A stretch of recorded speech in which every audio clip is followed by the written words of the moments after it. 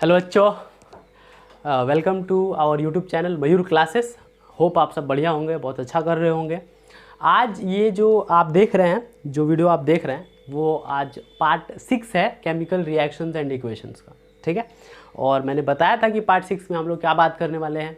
हम लोग type of क्या पढ़ेंगे, टाइप ऑफ केमिकल रिएक्शंस पढ़ेंगे। ठीक है, तो शुरू करते हैं। ठीक है, अगर बात करूं कि हम लोग को type of chemical reactions, type of chemical reactions में क्या क्या पढ़ना है, type of 1 minute, wait a minute.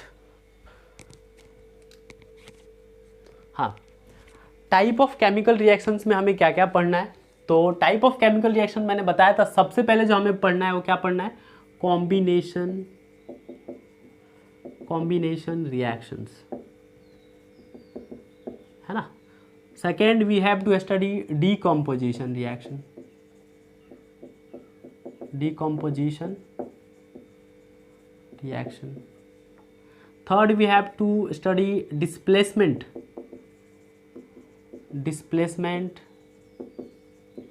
reaction. Fourth, double displacement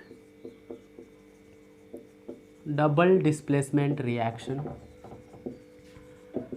ठीक है, and the fifth we have to study oxidation reduction reactions, है ना। तो ये टाइप ऑफ रिएक्शंस है। तो इतना तो शायद ही आज कंप्लीट हो पाए, होप कि ये 2 कंप्लीट आज हम लोग कर लेंगे। ठीक है, तो 1 बाय 1 हम लोग स्टार्ट करते हैं। हम लोग पहले जानेंगे कि वेट अ मिनट डस्टर, हम लोग पहले जानेंगे कि कॉम्बिनेशन रिएक्शन क्या होता है। ठीक है, कॉम्बिनेशन रिएक्शन क्या होता है। If I write combination reaction,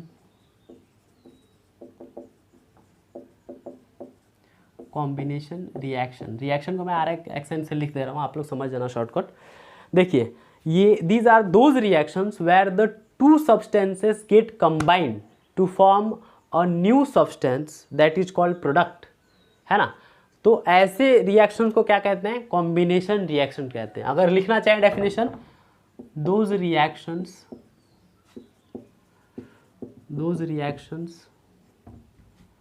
where 2 substances get combined,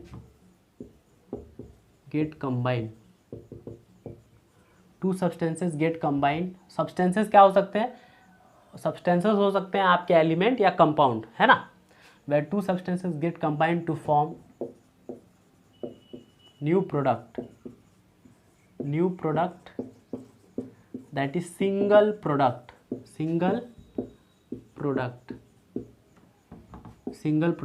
is known as combination reaction।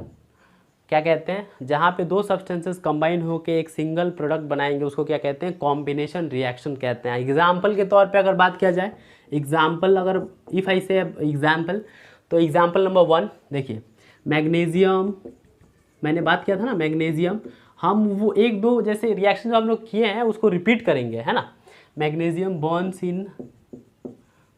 In air में ऑक्सीजन होता है। Magnesium burns in air to form magnesium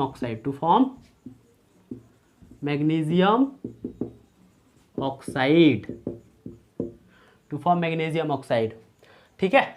तो magnesium burns MgO2, oxygen burns in air to form magnesium oxide MgO। ठीक है, magnesium क्या होता है, solid, ये ऑक्सीजन क्या हो जाएगा, गैस, मैग्नीशियम ऑक्साइड क्या हो जाएगा, सॉलिड। ओके, बात किया जाए बैलेंसिंग की, तो देखिए O2 है, यहाँ पे 2 लगा दीजिए, यहाँ पे 2 लगा दीजिए, बैलेंस हो गया। तो ये फर्स्ट एग्जांपल हो गया। अगर ऐसे ही बहुत सारे एग्जांपल्स हैं हमारे पास, एक एक करके हम लोग देखते जाते हैं। एग्जांपल नंबर 2 की बात करूँ, एग्जांपल 2 है ना, एग्जांपल कोल या कार्बन कह लो, सॉरी कार्बन कह लीजिए, कार्बन या coal burns in air to form carbon dioxide. Example के तौर पे carbon plus oxygen gives carbon dioxide CO2। तो देखिए carbon plus oxygen gives carbon dioxide, ये कार्बन क्या होता है solid gas, carbon dioxide gas, ठीक है। बैलेंसिंग की बात करें तो बैलेंस है ऑलरेडी, है कि नहीं है, ओके। और एग्जाम्पल अगर बात किया जाए एग्जाम्पल नंबर 3, तो एग्जाम्पल नंबर 3 क्या हो सकता है, जैसे मैंने बताया था कि hydrogen gets combine with the chloride, है ना, hydrogen gets combine with the chloride to form hydrogen chloride, है ना। तो बात किया जाए example number 3, hydrogen gets combine with chloride to form hydrogen chloride gas, to form hydrogen chloride, ठीक है। तो इक्वेशन लिख लेते हैं, hydrogen H2 plus and Cl2 gives HCl, है ना। यहाँ पे 2 लगा देंगे तो ये बैलेंस हो जाएगा। देखिए इधर भी हाइड्रोजन, इधर भी 2 क्लोरीन, इधर भी 2 H 2 Cl। अगर बात करें स्टेट की अगर हम लोग बात करें तो ये हाइड्रोजन गैस, क्लोरीन गैस और HCl भी गैस, ठीक है। ये हो गया, तो ये एग्जाम्पल हो गए। 1 मिनट, ओके, ठीक है सब। मुझे लगता है कभी कभी रिकॉर्डिंग स्टॉप हो जाती है ना, तो प्रॉब्लम हो जाती है। इतना सारा पढ़ाने के बाद फिर देखते हैं कि रिकॉर्डिंग खत्म है। तो ये एग्जाम्पल है, और एग्जाम्पल की हम लोग बात करते हैं। मैं रफ कर दे रहा हूँ इसको एक बार, है ना, आप लोग इसको लिखते चलिएगा, वेरी बेनिफिशियल फॉर यू। देखिए हम लोग बहुत डिटेल में ये चैप्टर पढ़ रहे हैं, और मेरे हिसाब से अगर मैं कहूँ तो नोट्स बनाने के लिए इससे अच्छा जो लेक्चर है, जो वीडियो है CBSE के लिए, क्लास 10th के लिए, और कहीं नहीं मिलेगा आपको, ठीक है। तो उस हिसाब से इस पर अटेंशन दीजिएगा। एक और एग्जाम्पल नंबर 4 की मैं बात करूँ, एग्जाम्पल नंबर 4, तो hydrogen burns in air, hydrogen burns in air to form water, ठीक है। Hydrogen burns in air to form water, या hydrogen combines with oxygen to form water. कैसे, देखिए हाइड्रोजन एग्जाम्पल के तौर पे H2 plus O2 gives H2O। H2 क्या हो जाएगा gas, O2 gas, H2O liquid.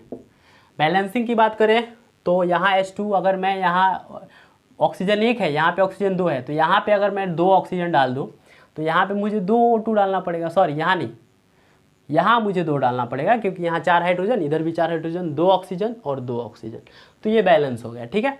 ये एग्जाम्पल नंबर कितना 4 था। अगर बात करें, देखिए क्या होता है, ऐसा नहीं है कि मतलब हमेशा ही क्या करेगा कि एलिमेंट्स ही कंबाइन होकर एक प्रोडक्ट बनाएंगे जो कि कंपाउंड होगा, ऐसे नहीं होगा। 2 कंपाउंड भी रिएक्ट होके एक तीसरा कंपाउंड बना सकते हैं, तो वो भी कॉम्बिनेशन रिएक्शन होता है। तो ये सारे ही क्या है, all these are the combination reactions. कह सकते हैं hydrogen burns in air to form water is a combination reaction, आप ये कह सकते हैं, ठीक है। If I talk about the example, another example, तो क्या हो सकता है, if I talk like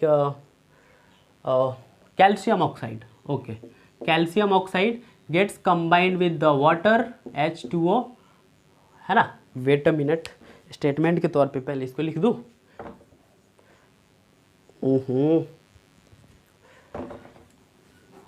rough कर दे रहा हूँ थोड़ा।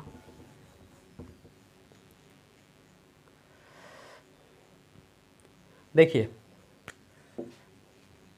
What happen,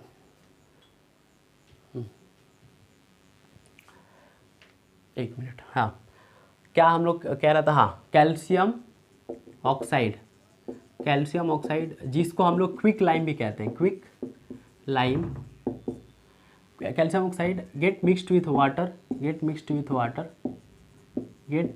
water to form calcium hydroxide CaOH2, जिसको हम लोग क्या कहते हैं, जिसको हम लोग स्लेक्ट लाइम भी कहते हैं। क्या कहते हैं, स्लेक्ट लाइम, क्या कहते हैं, स्लेक्ट लाइम कहते हैं, ठीक है। तो इसको कैसे इक्वेशन में लिखेंगे, देखिए calcium oxide CaO gets combined with the water H2O। Calcium quick lime क्या होता है, चूना होता है, ठीक है। कैल्शियम ऑक्साइड को वाटर के साथ मिक्स कर गए तो तुम्हें मिलेगा calcium hydroxide OH, whole twice and lots of heat, you don't have to write that, लिख भी सकते हैं, कोई प्रॉब्लम नहीं है। Calcium oxide gets combined with the water to give the calcium hydroxide. Calcium oxide is solid and H2O is liquid and calcium hydroxide is also solid, so we have to write this. If you talk about the balancing, तो देखिए यहाँ पे 2 hydrogen 1 oxygen, 2 hydrogen है लेकिन 1 oxygen है, calcium oxide. यहाँ पे देखिए 2 ऑक्सीजन है, यहाँ पे भी 2 ऑक्सीजन है, 2 हाइड्रोजन है, कैल्शियम 1 है, कैल्शियम 1 है, तो ऑलरेडी ये बैलेंस दिख रहा है ना। 2 हाइड्रोजन 2 हाइड्रोजन और 2 ऑक्सीजन 2 ऑक्सीजन, कैल्शियम 1 तो कैल्शियम 1, बैलेंस है ऑलरेडी, ठीक है। तो कैल्शियम ऑक्साइड को जब हाइड्रोजन है ना मिक्स करते हैं हम लोग, मैं एक चीज़ आप लोगों को बताना भूल गया, ये जो हमारे पास hydrogen gets combined with chloride to form hydrogen chloride, ये क्या होता है, ये हमारे पास HCl गैस होता है, ठीक है। क्या होता है, ये गैस होता है। इसी गैस को जब हम लोग वाटर में मिक्स करेंगे ना, इसी गैस को जब हम लोग HCl गैस को वाटर में मिक्स करेंगे तो हमारे पास एसिड मिलेगा, ठीक है। और ये एक्चुअली ये जो कॉम्बिनेशन रिएक्शन हुआ है वो क्या बनाने में काम आता है, तो सीधा सीधा कह सकते हैं this combination reaction of hydrogen and chloride, है ना, इज यूज टू मेक या is use to prepare the hydrochloric acid in the industry, is use to manufacture the hydrochloric acid in the factory. आप लोग ये लिख सकते हैं, ये इसका यूजेस है, तो इस तरह से लिखना होता है, आप लोग भूलिएगा नहीं। और वही चीज़ मेरे को यहाँ पे याद आया, अगर देखिए ये कैल्शियम हाइड्रोक्साइड हो गया तो ये क्या होता है, स्लेक लाइम होता है। अब स्लेक लाइम मतलब कि ये वाइट पाउडर होता है, ये क्या होता है एक्चुअली, ये वाइट पाउडर होता है। बात किया जाए तो ये क्या होता है, वाइट पाउडर, क्या होता है, ये वाइट पाउडर होता है, ठीक है। और ये दीवारों को क्या करता है, शाइनी करता है। शाइनी कैसे करता है, वो क्या करता है, उसके पीछे भी एक प्रोसेस है। कैल्शियम हाइड्रोक्साइड क्या करता है, ऑक्सीजन के साथ कार्बन डाइऑक्साइड के साथ कंबाइन हो जाता है, CO2 के साथ, और क्या देता है, कैल्शियम कार्बोनेट देता है। क्या देता है, कैल्शियम हाइड्रोक्साइड CO2 के साथ कंबाइन होकर कैल्शियम कार्बोनेट देता है, प्लस और क्या देगा, CaCO3 प्लस H2O, क्या देगा, H2O, ठीक है। एग्जाम्पल नंबर 6 या 7 I don't remember.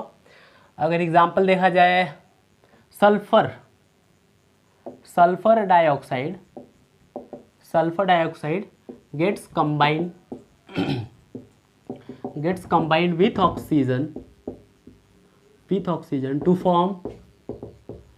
form sulfur trioxide, ठीक है। तो इसको देखिए कैसे कर लेंगे, सल्फर डाइऑक्साइड को रिप्रेजेंट करेंगे SO2 plus oxygen O2 gives sulphur trioxide SO3, ठीक है। मैंने बताया था डाइऑक्साइड, ट्राइऑक्साइड, टेट्राऑक्साइड, पेंटाऑक्साइड, ये सब कैसे लिखते हैं, ठीक है, आप लोग देख सकते हैं, लेक्चर नंबर 2 में शायद बताया था मैंने। तो स्टेट की बात करें तो तीनों ही गैस है, ठीक है, इसमें कोई प्रॉब्लम वाली बात नहीं है। And if you talk about balancing तो SO3 SO2, यहाँ पे 4 ऑक्सीजन 1 सल्फर 3 ऑक्सीजन। अगर मैं यहाँ 2 डाल दूँ तो 2 सल्फर, तो यहाँ पे भी 2 डाल दूँ तो 2 सल्फर, 4 ऑक्सीजन, देखिए 2 × 2 4 ऑक्सीजन प्लस 2 6 ऑक्सीजन, और 2 × 3 6 ऑक्सीजन, मतलब रिएक्टेंट के साइड भी 1 सल्फर 6 ऑक्सीजन, और प्रोडक्ट के साइड भी 2 सल्फर 6 ऑक्सीजन, और प्रोडक्ट के साइड भी 2 सल्फर 6 ऑक्सीजन। ओके वेल, तो ये बैलेंस है। इसके बाद एक और एग्जाम्पल अगर लिया जाए, आप लोग के NCERT में एग्जाम्पल्स दिए हुए हैं इसलिए मैं करा दे रहा हूँ, ठीक है। अमोनिया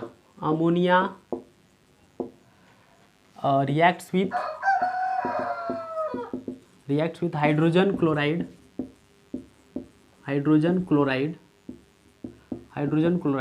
to form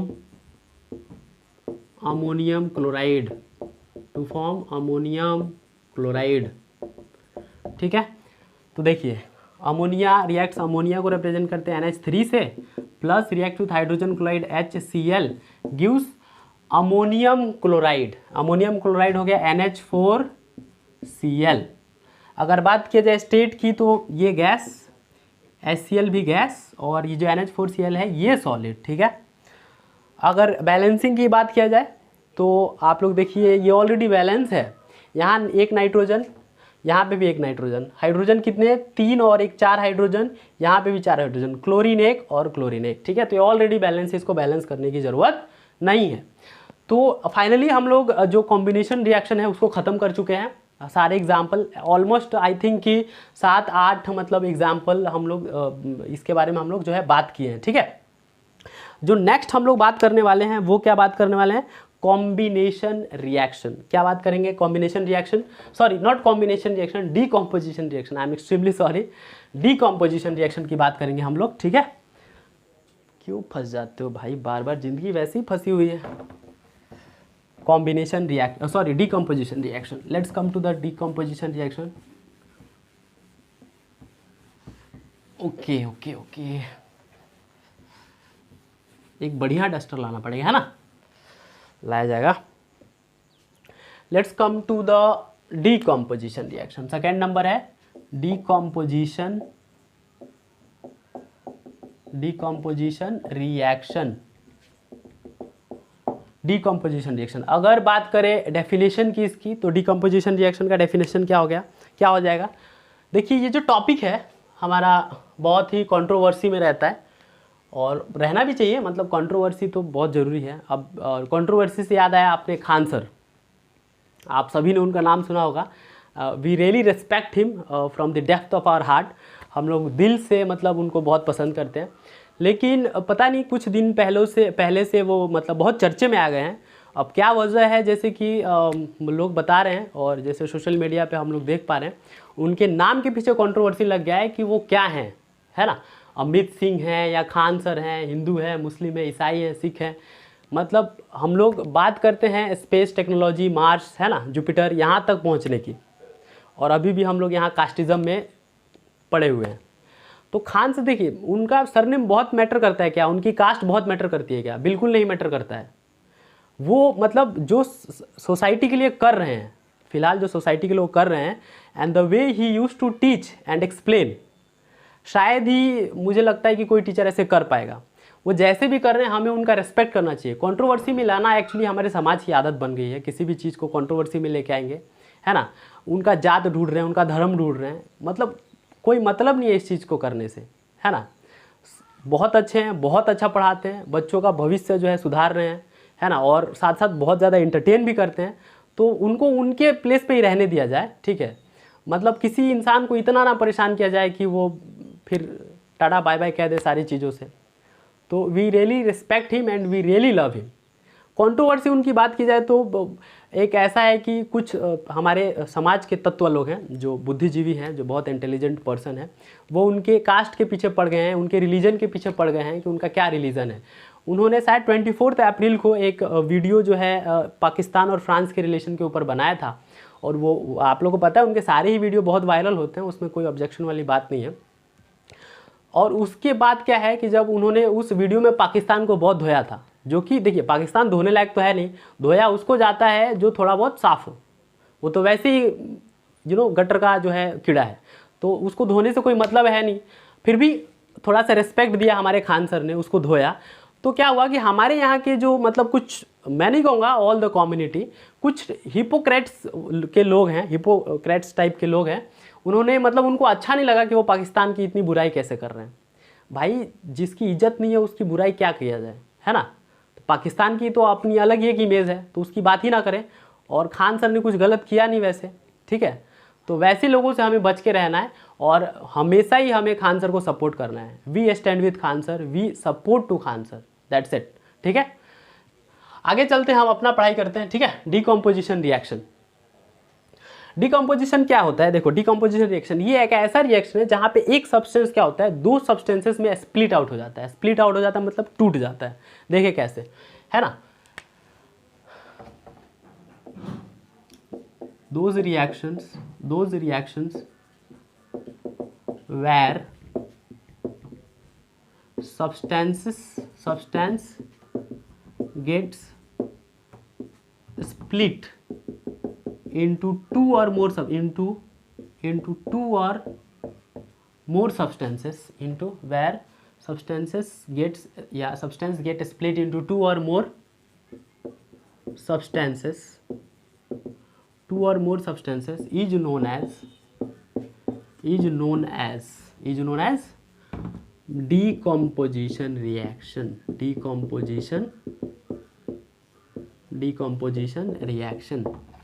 कुछ नहीं करना है। डिकम्पोजिशन का मतलब होता है टूटना। तो ऐसा एक हमारे पास एक कंपाउंड है जिसको हम लोग क्या करें, अगर टूट रहा है वो कंपाउंड, अगर टूट रहा है ना, किसी भी हेल्प के मतलब किसी भी चीज़ों के द्वारा कुछ भी अगर हम लोग प्रोवाइड कर रहे हैं और वो डिकम्पोज हो रहा है, तो वैसे रिएक्शन क्या कहते हैं, डिकम्पोजिशन रिएक्शन कह रहे हैं, डिकम्पोजिशन रिएक्शन। ठीक है, दोज रिएक्शंस वेर सब्सटेंसेस कह सकते हो या कंपाउंड कह सकते हो। ठीक है, यहाँ पे कंपाउंड भी रहेगा, तो समझ में तो आ ही रहा है तुम लोग को, is known as decomposition reaction. ठीक है, अब देखिए क्या होता है कि ये जो डीकम्पोजिशन रिएक्शन है, decomposition reaction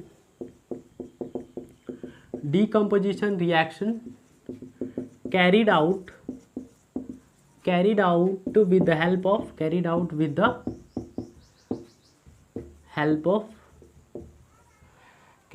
with the help of light, heat और इलेक्ट्रिसिटी। कहने का मतलब ये डिकम्पोजिशन रिएक्शन जो हम कैरिड आउट कराते हैं वो इन तीन के मदद से कराते हैं। एक तो लाइट, देखिए डिकम्पोज होने के लिए कुछ तो उसको देना पड़ेगा ना, अगर उसको तोड़ना है तो हमें कुछ तो सप्लाई करना पड़ेगा, इन तीनों की मदद से हम लोग कराते हैं, लाइट, हीट और इलेक्ट्रिसिटी प्रोवाइड करा सकते हैं। एक और बात, डिकम्पोजिशन रिएक्शन क्या होता है, decomposition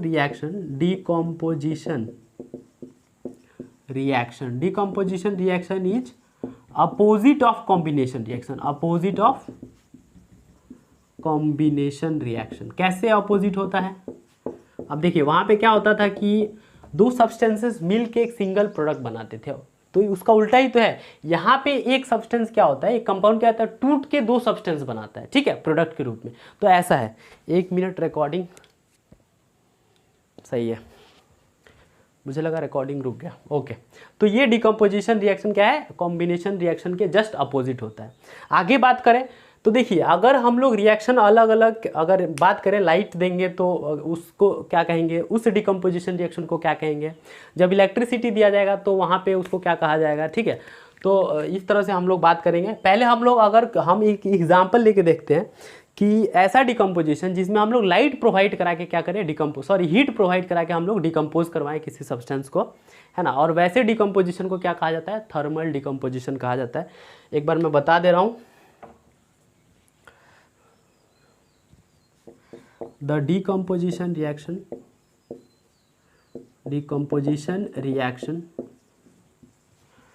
which is carried out या which are carried out with the help of light, with the help of heat is known as thermal decomposition, thermal word जो है टेम्परेचर से ही रिलेटेड है, आप लोगों को पता ही है। तो यहाँ पे जब हम लोग हीट प्रोवाइड करेंगे वो टेम्परेचर बढ़ाना ही तो हो गया, ठीक है। तो इस तरह से कुछ है, एक थोड़ा सा रफ कर दे रहे हैं,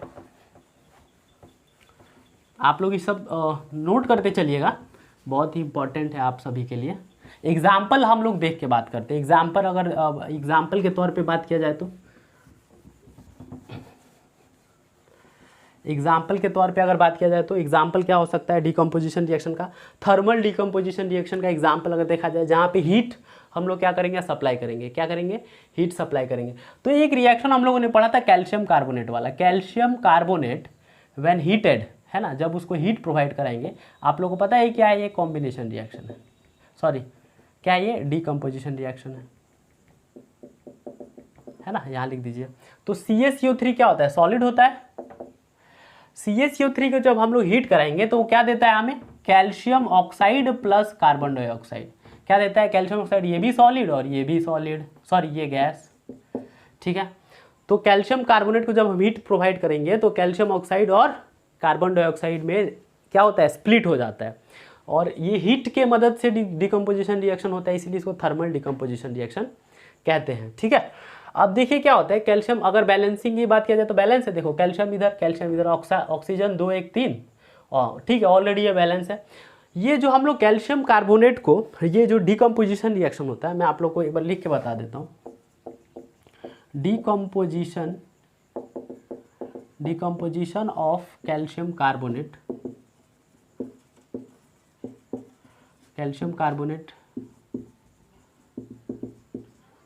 is used in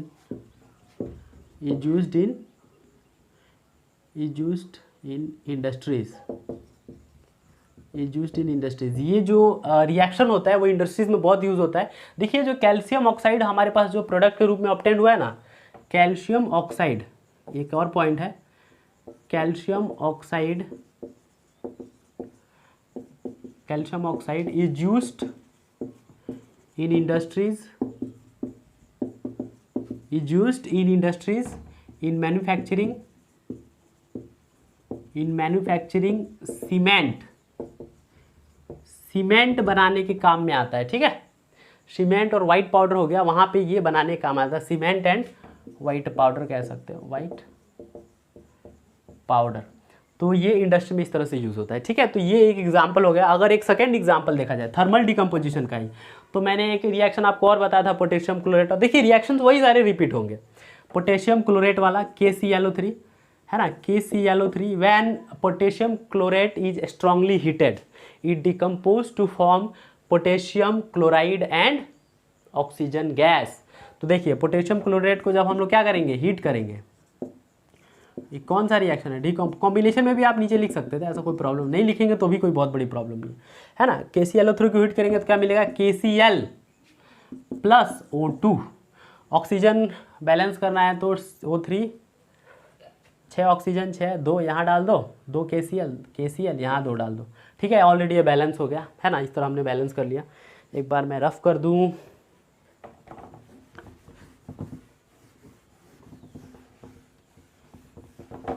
ठीक है, तो इस तरह से हो गया। पोटेशियम क्लोरेट को हमने हीट किया, KCl प्लस 3O2 दिया, ऑक्सीजन दे दिया। अगर स्टेट की बात करें तो KClO3 क्या होता है, solid, KCl solid, oxygen gas. ठीक है, तो ये थर्मल डिकम्पोजिशन का एक एग्जाम्पल हो गया। और एक दो जो है हमारे पास एग्जाम्पल हैं जो बहुत इंपॉर्टेंट एग्जाम्पल है, एग्जाम पॉइंट ऑफ व्यू से तो वेरी वेरी इंपॉर्टेंट है, 5 स्टार लगा लीजिएगा। मैं एक बता दे रहा हूँ आपको, when ferrous sulphate is strongly heated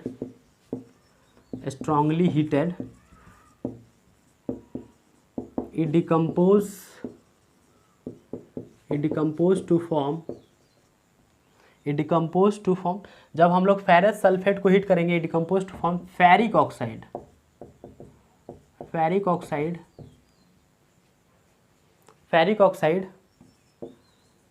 sulphur dioxide and sulphur trioxide. हम लोग जब फेरस सल्फेट को स्ट्रांगली हीट करेंगे तो किस में टूटता है, फेरिक ऑक्साइड में टूटता है। मैंने बताया था आयरन 2,3 क्या होता है, आयरन 3 क्या होता है, फेरिक ऑक्साइड होता है। आयरन 2,3 तो Fe3O4 होता है ना, magnetic oxide iron.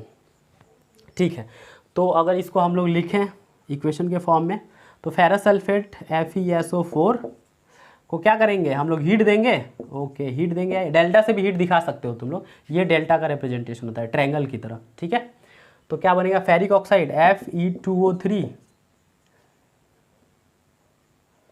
Ferric oxide Fe2O3। Okay, और क्या मिलेगा, SO2 sulphur dioxide plus sulphur trioxide.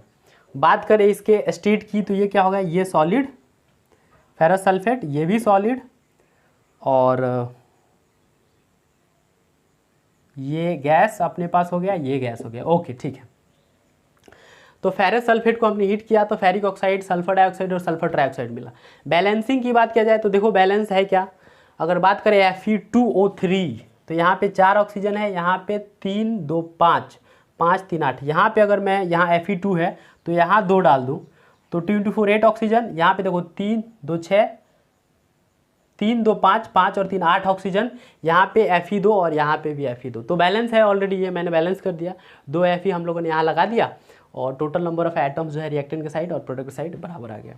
तो ये इस तरह से रिएक्शन था। मतलब हम लोगों को देखिए ये रिएक्शन क्या होता है एक्चुअली में, ये है क्या, मतलब ये जो हमारे पास फेरस सल्फेट होता है ना, ओरिजिनल बात करें तो इसकी जो कलर होती है वो ग्रीन कलर होती है। क्या होती है, ग्रीन कलर। और फेरिक ऑक्साइड जो हमारे पास फॉर्म होकर आता है वो कैसा होता है, ब्राउन कलर होता है। कैसा होता है, ब्राउन कलर। ठीक है, और सल्फर डाइऑक्साइड, सल्फर ट्राइऑक्साइड हमारे पास फॉर्म होकर आता है। तो याद रखिएगा एक्चुअली फेरस सल्फेट का जो ओरिजिनल हमारे पास जो फार्मूला होता है वो FeSO4.7H2O होता है। क्या होता है? FeSO4, मैं यहाँ लिख के बता दे रहा हूँ, FeSO4.7H2। ये 7H2O क्या है? एक्चुअली इसका नाम है ferrous sulphate heptahydrate. Ferrous sulphate heptahydrate इसका नाम है, ठीक है। ये हेप्टाहाइड्रेट कहने का मतलब है ये जो 7 है ना, ये 7 मॉलिक्यूल्स ऑफ वाटर क्रिस्टलाइजेशन है जो फेरस के साथ अटैच होता है। जब हम लोग ये क्या होता है, ये जो हमारे पास हेप्टाहाइड्रेट है वो ग्रीन कलर में होता है, लेकिन जैसे ही हम लोग इसको हीट करते हैं तो ये ग्रीन कलर क्या होता है, ये जो ग्रीन कलर होता है वो लॉस्ट हो जाता है और ये वाइट में हो जाता है ना। तो जो और ये पानी भी गायब हो जाता है, ये 7 मॉलिक्यूल्स ऑफ वाटर क्रिस्टलाइजेशन है ना वो गायब हो जाता है, सिर्फ FeSO4 बचता है। मैं चाहता तो हम लोग को ये एक्चुअली ये यहाँ पे FeSO4 की जगह पे 7H2O भी लिखना था, लेकिन हमने इसलिए नहीं लिखा क्योंकि नहीं भी लिखते हैं तो चल जाता है, ऐसे इक्वेशन कॉम्प्लिकेटेड हो जाता। सिंपल रखने के लिए मैंने सिर्फ FeSO4 लिखा है, ठीक है। बस ये जानना जरूरी है कि FeSO4 के साथ 7 मॉलिक्यूल्स ऑफ वाटर क्रिस्टलाइजेशन होता है। जब हम उसको हीट करते हैं तो वो पानी गायब हो जाता है और वो ग्रीन कलर का पानी होता है। ग्रीन कलर जब गायब हो जाता है तो वो कलरलेस होता है, वाइट हो जाता है। उसके बाद जब फर्दर हीट करते हैं तो हमारे पास फेरिक ऑक्साइड, सल्फर डाइऑक्साइड और सल्फर ट्राइऑक्साइड फॉर्म होकर आता है। फेरिक ऑक्साइड क्या होता है? ब्राउन कलर में होता है, ठीक है। एक ऐसा ही हमारे पास और है एग्जाम्पल, एक और एग्जाम्पल देखते हैं हम लोग, ठीक है। लेड नाइट्रेट है करके एक एग्जाम्पल। लेड नाइट्रेट को जब हम लोग क्या करेंगे, हीट करेंगे तो हमें lead monoxide, nitrogen gas, nitrogen dioxide और ऑक्सीजन गैस देगा, ठीक है। चलिए एक और क्वेश्चन है, कर लेते हैं। When lead nitrate is heated, strongly heated, it breaks down, it breaks to form, क्या फॉर्म करेगा? Lead monoxide, nitrogen dioxide and oxygen gas, and oxygen लिख सकते हैं, ठीक है। तो इसका अगर रिएक्शन देखा जाए तो देखिए कैसे, इक्वेशन लिख रहा हूं मैं। Lead nitrate Pb, lead P nitrate होता है NO3 और ब्रैकेट में आ जाएगा 2, क्योंकि Pb पे क्या चार्ज होता है? +2। मैं बता दूं कैसे बनता है ये लेड नाइट्रेट लिखना है तो NO3 Pb पे होता है +2, NO3 पे होता है -1, तो 1 क्रिस क्रॉस करोगे तो क्या बन के आएगा? Pb का 1 और NO3 का 2, ये 1 ना के बराबर, तो PbNO3 बन के आया। इस तरह से ये जो है फॉर्मूला बनता है। इसलिए मैंने बताया था फर्स्ट लेक्चर देखिएगा, अगर नहीं समझ में आता है, नाम से, स्टेटमेंट से अगर फॉर्मूला नहीं समझ में आता है तो दिक्कत बहुत ज़्यादा है केमिकल रिएक्शंस में। लेड नाइट्रेट को अगर हम लोग हीट करेंगे, डिकम्पोज करेंगे तो क्या मिलेगा? Lead monoxide PbO plus nitrogen dioxide NO2 plus oxygen gas, ठीक है, ये मिलता है। बात करें इसके स्टेट की तो ये क्या होता है? Pb नाइट्रेट सॉलिड होता है, ये nitrate lead oxide monoxide solid हो गया, नाइट्रोजन डाइऑक्साइड गैस और ऑक्सीजन भी क्या होगा? गैस होगा, ठीक है। बैलेंस किया जाए, देखिए बैलेंस है क्या, एक बार देख लीजिए। NO3 होल ट्वाइस बैलेंस है क्या? Pb, अगर मैं यहाँ पे देखिए Pb देखिए, यहाँ पे लेड 1 है, यहाँ पे भी 1 है, ओके। नाइट्रोजन देखिए, नाइट्रोजन 2 हो गया, ये 2 नाइट्रोजन, ये 3 जो है ना उसके साथ नहीं है, ये N, ये बस 2 इसके साथ है, ये O3 जो है वो ऑक्सीजन के साथ है, तो 2 नाइट्रोजन। यहाँ पे नाइट्रोजन कितना है? 1, यहाँ पे 1 ही नाइट्रोजन है, ठीक है। ऑक्सीजन की बात करें तो 3 × 6 नाइट ऑक्सीजन है, यहाँ पे 2 और 2 4 और 1 5 है ना। अगर मैं यहाँ पे 2 दे दूँ, यहाँ 2 दे दूँ, तो फिर मैं यहाँ 2 दे दूँ और यहाँ 1 मिनट 2 दे दूँ तो 2 Pb हो गया, 2 Pb हो गया। और नाइट्रोजन की बात करें तो 2 नाइट्रोजन, 2 × 4 नाइट्रोजन, यहाँ पे अगर 4 दे दिया जाए तो यहाँ पे भी 4 नाइट्रोजन, ठीक है। और 8 ऑक्सीजन प्लस 10 और 2 12, तो यहाँ पे देखा जाए ऑक्सीजन 3 × 2 6, 6 × 2 12 है ना। देखो 3 ऑक्सीजन यहाँ थी, 3 × 2 6, 6 × 2 12 ऑक्सीजन, देखिए बैलेंस हो गया ये, ठीक है। और देखिए अगर बात करें लेड की तो इसके पास 2 लेड है रिएक्टेंट के साइड, यहाँ पे भी 2 लेड है। अब आ जाते हैं नाइट्रोजन पे, तो 3 × 2 सॉरी नाइट्रोजन पे तो ये 2 और 2 और ये 4 नाइट्रोजन, यहाँ पे भी 4 नाइट्रोजन, ठीक है, 4 नाइट्रोजन। ऑक्सीजन की बात की 3 × 2 2 × तो 3 इंटू 2 6, 6 इंटू 2 12, 12 ऑक्सीजन। यहाँ पे 2 और 4 2 8, 8 + 2 10 ऑक्सीजन प्लस 2 12 ऑक्सीजन, बैलेंस हो गया ये। तो इस तरह से हमें क्या करना है, ये रिएक्शंस करने हैं और ऐसे ऐसे हमें क्या करना है, बैलेंस करते जाना है, ठीक है। डिकम्पोजिशन रिएक्शन का, थर्मल डिकम्पोजिशन रिएक्शन का एग्जांपल हमने देख लिया। इसके बाद हम लोग लाइट वाला पढ़ेंगे, है ना, कि डिकम्पोज अगर लाइट के मदद से हम लोग डिकम्पोज कराएं या इलेक्ट्रिसिटी के मदद से डिकम्पोज कराएं तो वैसे रिएक्शन को क्या कहा जाता है, फोटोलाइटिक कहा जाता है और इलेक्ट्रिसिटी कहा जाता है, इलेक्ट्रोलाइसिस कहा जाता है। तो वो सारा चीज़ भी हम लोग देखेंगे।